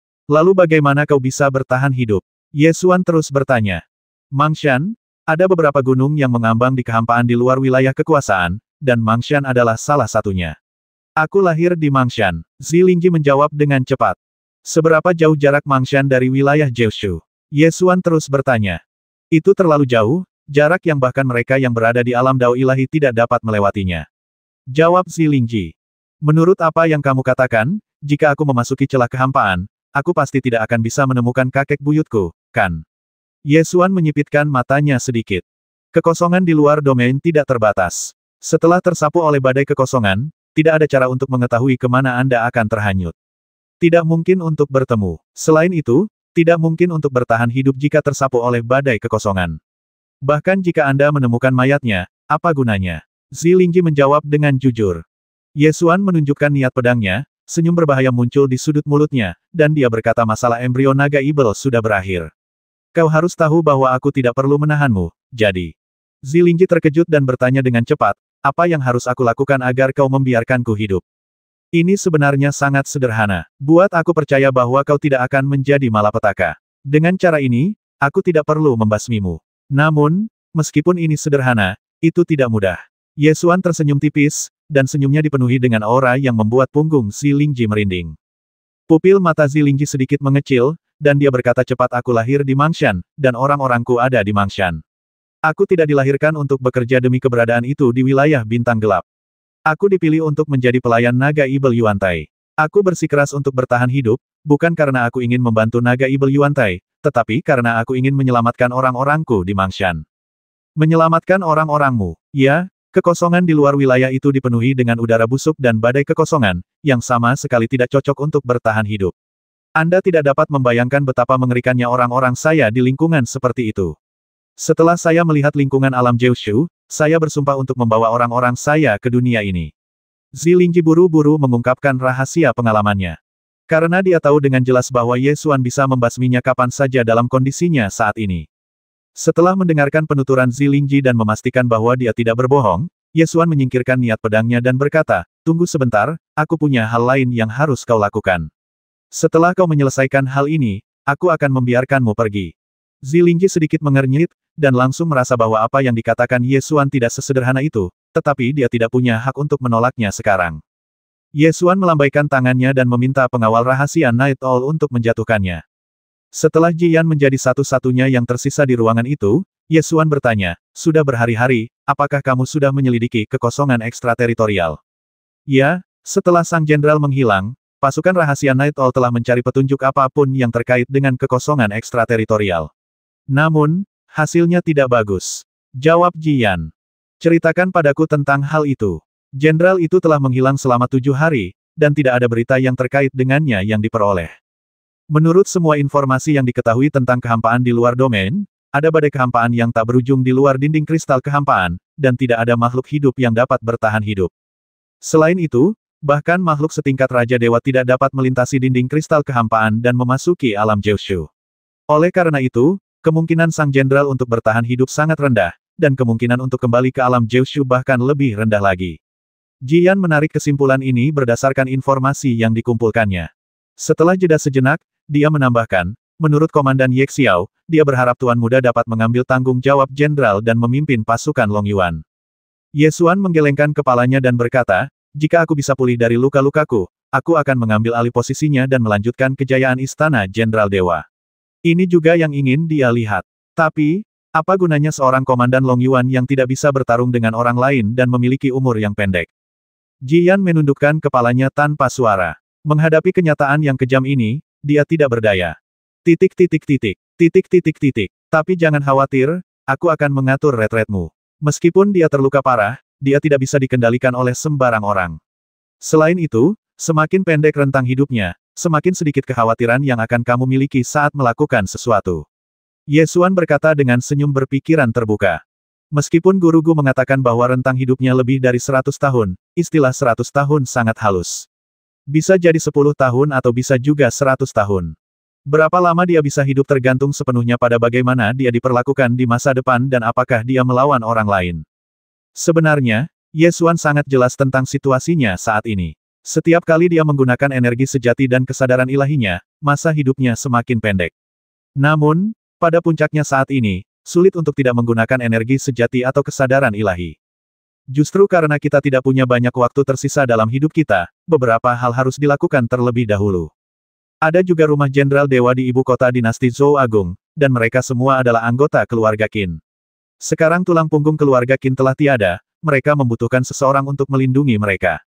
Hal yang sama berlaku untuk tentara Long Yuan. Tentara Long Yuan telah mendominasi Jiushu selama bertahun-tahun. Meskipun telah meraih kejayaan, mereka juga telah menyinggung banyak orang. Sekarang jenderal utama mereka telah tiada, tentara Long Yuan kemungkinan besar akan dimintai pertanggungjawaban di kemudian hari. Ada juga kota Liu Yun, Akademi Kunpeng, dan keluarga Ye, masing-masing dari mereka membutuhkan tempat berlindung. Akademi Kunpeng mungkin lebih baik, lagi pula, ia milik Sekte Tanah Suci dan tidak seharusnya dilikuidasi. Nasib kota Liu Yun sulit diprediksi. Kemungkinan besar kota itu akan dikendalikan oleh banyak kekuatan. Sulit untuk mengatakan apakah kota itu pada akhirnya akan makmur atau perlahan-lahan merosot. Pergi dan bersiap, kita akan pergi ke Chaohua dalam beberapa hari. Ye Xuan memutuskan. Tapi, Tuan Muda, kesehatanmu baik-baik saja. Jian berkata dengan cemas. Aku tahu situasiku dengan jelas. Ikuti saja instruksiku. Ye Xuan melambaikan tangannya dan memintanya untuk turun. Setelah itu, Ye Xuan menelepon para tetua keluarga Ye dan membuat beberapa rencana cadangan untuk keluarga untuk berjaga-jaga. Akhirnya, ia bertemu dengan para tetua berbagai departemen di perguruan tinggi Kunpeng, membentuk Dewan Perguruan Tinggi, dan menyerahkan pengelolaan perguruan tinggi Kunpeng kepada Dewan Perguruan Tinggi. Jika Akademi Kunpeng ingin maju lebih jauh, ia harus melepaskan diri dari sistem pemerintahan satu orang. Sistem parlementer memang yang paling cocok. Setelah serangkaian pengaturan, semua orang merasakan tekanan seolah-olah bangunan itu akan runtuh. Semua tetua keluarga Ye bergegas maju untuk melakukan pekerjaan mereka. Xiang Ling awalnya mengikuti Guru Gu, ingin membantu dalam memurnikan pil penyembuh, tetapi ketika dia melihat para tetua keluarga terburu-buru, dia merasa ada sesuatu yang tidak beres. Dia meraih Ye Qingsong, tetua ruang alkimia keluarga Ye, dan bertanya, apa yang terjadi? Tidak apa-apa, Xiang Ling, tetaplah di sini dan jangan membuat saudaramu khawatir. Ye Qingsong berkata dengan santai. Tidak, pasti ada yang salah, cepat beritahu aku. Di bawah tekanan Xiang Ling, tetua ruang alkimia Ye Qingsong akhirnya mengungkapkan rencana cadangan yang telah diatur Ye Xuan untuk keluarga. Xiang Ling menyadari sesuatu setelah mendengar ini. Dia bergegas ke ruang alkimia, meraih Master Gu, dan berkata dengan marah, bukankah kamu mengatakan bahwa luka saudaraku tidak serius? Mengapa mereka semua bersikap seolah-olah langit telah runtuh? Kamu pasti menyembunyikan sesuatu dariku, katakan padaku sekarang. Xiang Ling, jangan terlalu banyak berpikir. Aku sedang membuat pil penyembuh sekarang. Master Gu menghindari pertanyaan itu. Tidak hanya para tetua keluarga, tetapi juga para tetua akademi dan pengawal rahasia Night Owl semuanya salah. Pasti ada yang salah. Cepat beritahu aku. Xiang Ling terus bertanya, dan akhirnya mendapatkan kebenaran, air mata mengalir di wajahnya. Master Gu segera memperingatkan, jangan biarkan saudaramu melihatmu seperti ini, dan jangan khawatir, kamu hanya terluka, dan masih ada 100 tahun lagi. Dengan waktu yang begitu lama, kamu pasti akan menemukan cara untuk sembuh. Xiang Ling menyeka air matanya dengan punggung tangannya dan berkata, saya ingin belajar cara membuat ramuan. Master Gu menggelengkan kepalanya dan berkata, belajar alkimia sekarang hanyalah usaha di menit-menit terakhir. Jaga baik-baik anak Ye, dan serahkan urusan alkimia padaku dan para tetua akademi. Xiang Ling tidak setuju, meninggalkan ruang alkimia, dan berlari ke perpustakaan Departemen Alkimia di perguruan tinggi tersebut. Begitu memasuki perpustakaan, kulihat Su Zexue tengah membolak-balik buku tentang alkimia, sesekali menyelipkan selembar kertas di antara buku-buku itu sebagai tanda. Xiang Ling mengerutkan kening dan berkata, kamu sudah mengetahuinya sejak lama, kan? Su Zexue menoleh ke belakang, wajahnya tenang, dan bertanya, apa yang kamu tahu? Kau sudah tahu tentang cedera saudaraku sejak awal, kan? Xiang Ling bertanya lagi. Setiap kali luka Ye Xuan kambuh, Su Zexue akan menggunakan teknik roh kayu untuk meringankan lukanya, jadi dia memang sangat jelas tentang luka Ye Xuan. Su Zexue tidak mengakuinya atau menyangkalnya, tetapi diam-diam mengalihkan perhatiannya kembali ke buku di tangannya. Xiang Ling tidak bertanya lagi. Dia menemukan sebuah buku di rak buku dan duduk untuk membacanya. Hanya saja dia selalu ingin mengejar ketinggalannya dengan saudaranya dalam seni bela diri, dan dia hanya fokus pada latihan. Dia tidak pernah belajar alkimia dan tidak bisa memahaminya sama sekali, tetapi dia tetap memaksakan diri untuk menghafalnya, dan akhirnya menangis terseduh-seduh di atas meja. Su Zexue meletakkan buku di tangannya, mengulurkan tangan dan menjabat lengannya, ingin mengatakan sesuatu untuk menghiburnya, tetapi dia tidak tahu bagaimana cara menghiburnya. Kakakku adalah orang yang baik. Dia bekerja keras untuk menaklukkan negara kuno Tianyao. Mengapa dia yang terluka pada akhirnya? Dan kakek buyutku diseret ke kehampaan oleh naga otang pembawa sial itu. Mengapa orang baik tidak memiliki akhir yang baik? Orang-orang yang tidak berguna dan jahat itu berada di puncak. Xiangling terisak dan melampiaskannya. Jangan terlalu khawatir, sihir roh kayuku masih bisa menyembuhkan lukanya. Su Zexue menghibur. Xiangling membenci dirinya sendiri karena tidak berguna. Dia mengangkat kepalanya dan berkata dengan marah, apa gunanya menyembuhkan lukanya? Bisakah kamu menemaninya sepanjang waktu? Su Zexue tertegun sejenak, dan hatinya tiba-tiba menjadi bingung. Saat sinar matahari pertama di pagi hari menyinari Akademi Kunpeng, Ye Xuan sedang berjalan di persimpangan hutan bambu pedang, sambil mengingat kembali latihan pedangnya di masa kecil, dia tidak dapat menahan tawanya dan berkata, itu hanya luka kecil, mengapa kamu mengenang masa lalu? Bayangan merah berjalan melalui hutan bambu hijau. Zilingji datang dengan anggun dan berjalan ke sisi Ye Xuan tanpa berkata apa-apa, menunjukkan keanggunannya. Maaf mengganggumu, kata Ye Xuan tanpa basa-basi. Tetapi hanya saat aku dekat denganmu, pengawal rahasia burung hantu malammu akan memberiku sedikit ruang bernapas. Kata Zilingji dengan ekspresi kesal di wajahnya. Karena kamu masih merupakan faktor yang tidak stabil. Ye Xuan tidak bermaksud untuk mencabut pengawasan terhadapnya oleh pengawal rahasia Night Owl. Tetapi mengapa aku punya firasat bahwa jika terjadi sesuatu padamu, pengawal rahasiamu akan segera membasmiku. Zilingji berjalan setengah lingkaran mengelilingi meja batu di hutan bambu pedang, menyeka jari-jarinya di meja batu, mengambil beberapa helai embun. Itu berarti firasatmu sangat akurat. Ye Xuan tidak menyangkal hal ini. Bukankah kau bilang akan memberiku jalan keluar? Zilingji memasang ekspresi genit sekaligus marah. Titik titik titik. Titik titik titik. Maksudku, ada sesuatu yang ingin kulakukan padamu, dan aku akan melepaskanmu setelah kau menyelesaikannya. Sebelum itu, kau hanya bisa berdoa agar aku berumur panjang. Ye Xuan duduk di bangku batu, mengambil sebotol anggur dan mencicipinya perlahan. Mengapa kau begitu kejam padaku? Zilingji memasang ekspresi sedih di wajahnya. Apakah kamu kejam? Dibandingkan saat kamu ingin mengambil alih tubuhku, tolong jangan terlalu berbelas kasih, oke? Kata Ye Xuan. Zilingji terdiam beberapa saat sebelum berkata, aku tahu apa yang kau bicarakan. Kau merasa tidak punya banyak waktu lagi untuk hidup, dan kau berharap bisa melewati celah kehampaan untuk menemukan Qintai A sebelum nyawamu habis, tetapi peluang untuk menemukannya sangat tipis. Kalau begitu, kamu hanya bisa berdoa memohon keajaiban. Ye Xuan sama sekali tidak berniat menunjukkan belas kasihan kepada wanita itu. Zilingji berpikir sejenak dan berkata, daripada pergi ke Qintai A dengan harapan yang hampir nol, lebih baik aku memberimu saran lain. Mungkin itu bisa menyembuhkan luka jiwamu.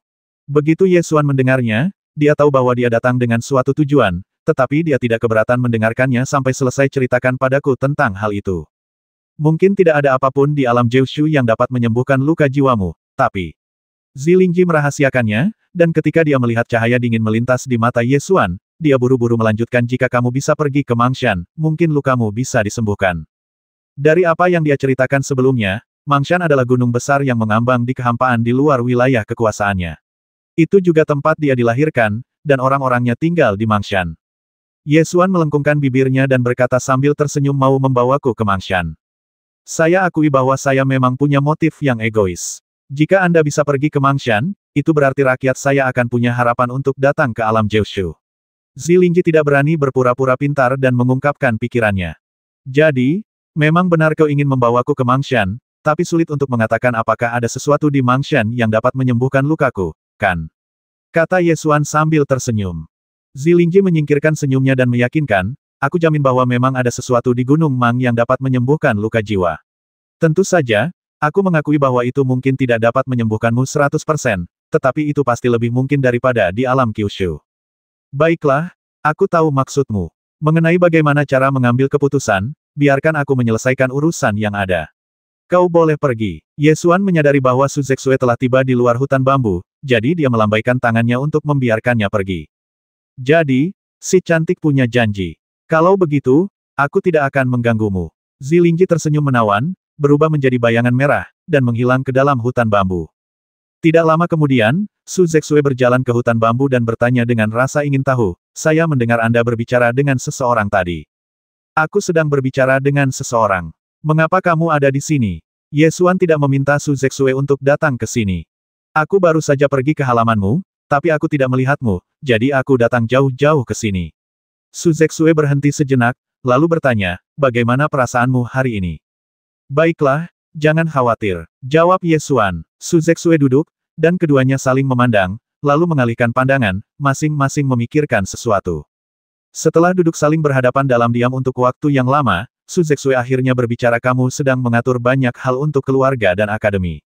Aku tahu kamu pasti ingin menemukan kakek buyutmu, kan? Ye Xuan memang punya rencana dalam hal ini. Dia menghela napas dan berkata, awalnya, akulah yang seharusnya mendorong tubuh naga ibel itu ke dalam celah kehampaan. Kalau begitu, pasukan Long Yuan masih memiliki komandannya, dan Istana Jenderal Dewa juga memiliki seseorang untuk melindunginya. Tidak seperti sekarang, meskipun aku belum mati, aku sudah setengah mati. Jangan katakan itu. Masih ada waktu. Kami pasti bisa memikirkan cara untuk menyembuhkanmu, kata Su Zexue dengan cemas. Ye Xuan tersenyum dan berkata, sebenarnya, kamu dan aku sama-sama tahu bahwa luka jiwaku saat ini tidak dapat disembuhkan, jadi kamu tidak perlu menghiburku. Aku sangat berpikiran terbuka sekarang. Sebenarnya, hidup ini adalah sebuah keuntungan. Sudah cukup untuk dapat melangkah ke alam para dewa dan melihat asal-usul dunia yang tidak dapat dilihat oleh orang biasa. Bisakah kau tidak pergi ke kehampaan di luar domain? Su Zexue bertanya dengan nada memohon. Awalnya, Ye Xuan ingin mencoba mencari Qin Tai A sebelum masa hidupnya habis. Jika dia tidak dapat menemukannya, tidak apa-apa jika dia dikubur di kehampaan di luar wilayah itu. Baru saja, Zi Lingji mengatakan bahwa ada sesuatu di Gunung Mang di luar wilayah itu yang dapat menyembuhkan luka jiwa. Meskipun ini mungkin tidak benar, itu memang mungkin. Ye Xuan sekarang punya alasan lain untuk pergi ke kehampaan luar, tetapi tidak peduli apapun tujuannya, itu tampaknya merupakan pilihan yang mematikan. Jika ada hal lain, aku akan menyetujuinya tanpa ragu, tetapi tidak untuk masalah ini. Setelah Ye Xuan mengatakan ini, dia tidak ingin melihat ekspresi sedihnya lagi, jadi dia berdiri dan berjalan keluar dari hutan bambu. Setelah mengambil 2 langkah, dia dipeluk oleh Su Zexue. Tapi kamu belum melakukan apa yang kamu janjikan padaku. Su Zexue menangis, membenamkan kepalanya di punggung Ye Xuan, berusaha menahan air matanya, tetapi dia tidak dapat menahannya dan air matanya pun mengalir deras. Ye Xuan pernah berjanji bahwa setelah peperangan antara umat manusia dan ras ibel surgawi, dia akan mengatakan satu hal padanya, dan hal itu adalah menikahinya. Meski mereka tidak mengatakannya keras-keras, mereka berdua sudah mengetahuinya dan mengetahui perasaan masing-masing. Aku tidak punya banyak waktu lagi untuk hidup, tetapi kamu adalah roh pohon suci dan dapat hidup lama. Aku tidak ingin kamu hidup dalam kenangan selama sisa hidupmu. Ye Xuan mendesah. Aku tidak peduli. Kamu sudah berjanji padaku, bahkan jika hanya tersisa 1 tahun, 1 bulan, 1 hari, atau bahkan 1 jam lagi, kamu tidak akan bisa mengingkari janjimu. Su Zexue terisak. Zexue, berhentilah main-main. Kamu masih muda, dan kamu mungkin akan bertemu orang lain yang dapat memasuki hatimu di masa depan. Ye Xuan tidak mengerti sebelumnya, dia hanya ingin memiliki semua hal yang baik. Namun, ketika dia benar-benar mencintai seseorang, dia tidak ingin dia menderita sedikit pun kesedihan. Tidak, tidak lagi. Su Zexue menangis terseduh-seduh, membasahi punggung Ye Xuan, jika kamu tidak menepati janjimu, aku akan kembali ke lembah Senmu, menyegel diriku di pohon suci, dan tidak akan pernah bangun lagi. Ye Xuan menghela nafas dan bertanya, apakah kamu benar-benar menginginkan perjanjian itu? Ya, Su Zexue melepaskan tangannya dan mengangguk penuh semangat. Ye Xuan menarik napas dalam-dalam dan membuat keputusan, baiklah, aku akan menikahimu dan kita akan mengadakan pernikahan besar di ibu kota kekaisaran. 1340